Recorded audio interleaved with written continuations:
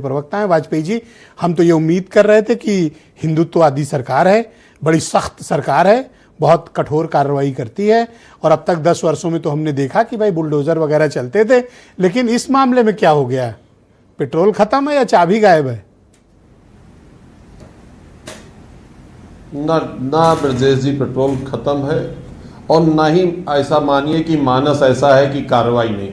Bharatiya Janata party का मानना है जो राम का नहीं, हमारे किसी काम का नहीं, चाहे कितना भी बड़ा व्यक्ति हो, बचेगा नहीं। जांच चल रही है, तमाम चीज़ों की जानकारी आप तक नहीं पहुंच पाती, तो कई बार लगता है कि 24 घंटे में कार्रवाई और क्या बढ़ी, नहीं हुई, क्या हुई। मुझे लगता है कि कोई भी ऐसा व्यक्ति, जिस बड़े से बड़े व्यक्ति का आप नाम ले रहे हैं, जो नाम दूसरे लोग ले रहे हैं, कोई बचेगा नहीं। जांच में जहां भी पता लगेगा, सरकार चारों तरफ से एजेंसियों से जांच करा रही है। आपको लगता है कि बहुत लोगों ने बहुत सारे निर्माण करा लिए और एजेंसियां वहां तक नहीं पहुंची हैं। पूरा लिखा पढ़ा सबूत के समेत जांच चल रही है और जो भी दोषी है और या भी जो भी दोषी होगा इस साजिश में, चाहे वो कितना भी बड़ा क्यों ना हो, उसके खिलाफ कठोर कार्रवाई होगी। किसी भी तरह से योगी आदित्यनाथ की सरकार किसी को बख्शने के मूड में नहीं है। आपके एक्शन से और आपके शब्दों में मैच नहीं खाता है। देखिए, मुझे लगता है कि बहुत सारी चीजें जब आदमी का मानस, देखिए पूरे देश का मानस, मैं आपका मानस नहीं कहता, पूरे देश का मानस ऐसा है कि जो रामद्रोही हैं, जिन्होंने वहां चोरी की, जो चंदा आम आदमी ने दिया राम मंदिर में अपने आस्था के अनुसार, उसकी चोरी हुई, उसे त्वरित दंडित करना चाहिए। लेकिन कानून की अपनी तमाम सीमाएं हैं। सरकार पूरी तौर से जांच परख के खरा देखकर एक एक अपराधी को सजा देगी। और मैंने पहली लाइन आपको कही, जो राम का नहीं वो हमारे किसी काम का नहीं। जो राम के चंदे की चोरी करे उस पर भारतीय जनता पार्टी की कोई कृपा नहीं है, हम उसके किसी तरह साथ नहीं है। कानून अपना काम करेगा और कठोरतम दंड मिलेगा।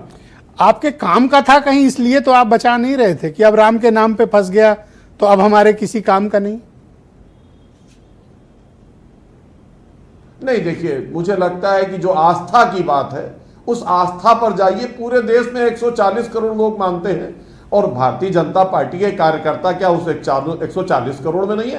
क्या हमारी सरकार के लोग उस 140 करोड़, हर व्यक्ति को बहुत ही अंदर तक आघात पहुंचा है। लेकिन मामला ऐसा है कि पूरा जांच परख होनी चाहिए और कोई दोषी बचना नहीं चाहिए। ये बातें बाद में ना उठे कि जांच हुई थी और वो व्यक्ति बच गया, ये व्यक्ति बच गया, वो निकल गया, इसके घर बाद में सामान बरामद हो रहा है। कोई बचेगा नहीं ब्रजेश जी, सख्त कार्रवाई होगी। किसी भी तरह से सबको आघात पहुंचा। ये आघात केवल ऐसा नहीं है कि ब्रजेश जी को पहुंच रहा हो तो हीरो वाजपेयी को नहीं पहुंच रहा हो, हीरो वाजपेयी को पहुंच रहा हो तो सपा प्रवक्ता को ना पहुंच रहा हो, सबको पहुंचा है। आस्था से खिलवाड़ कतई बर्दाश्त नहीं किया जाएगा। जो लोग अपने भरोसे पे जाकर अपनी जमा पूंजी का 5, 10, 100 रुपया डाल रहे हैं, अगर उनको लगता है कि वो चंदा चोरी हो रहा है तो उनकी आस्था से खिलवाड़ है, उनको आघात पहुंचा है। अफसोस की बात यह है, कार्रवाई होगी। आपने इतनी बड़ी बड़ी बातें तो कही, पर आज इस वक्त जब मैं आपके साथ डिबेट कर रहा हूं, इन्हीं डाकुओं के हाथ पे व्यवस्था है आज भी, इसी वक्त भी।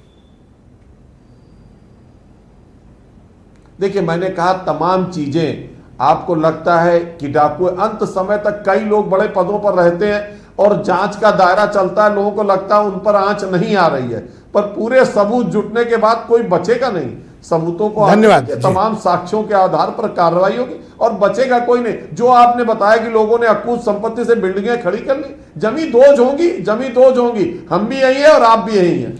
मैं आपका माल्यार्पण करूंगा जिस दिन उस पर बुलडोजर चला। मुझे लगता है कि हम एक दूसरे का माल्यार्पण करेंगे ब्रजेश जी। नहीं, मैंने तो माला आपके लिए खास तौर पर बनवाऊंगा अब, क्योंकि हम लोग आस्था के लिए लड़ाई लड़ रहे हैं। हाँ बिल्कुल ठीक है, बहुत शुक्रिया आपका।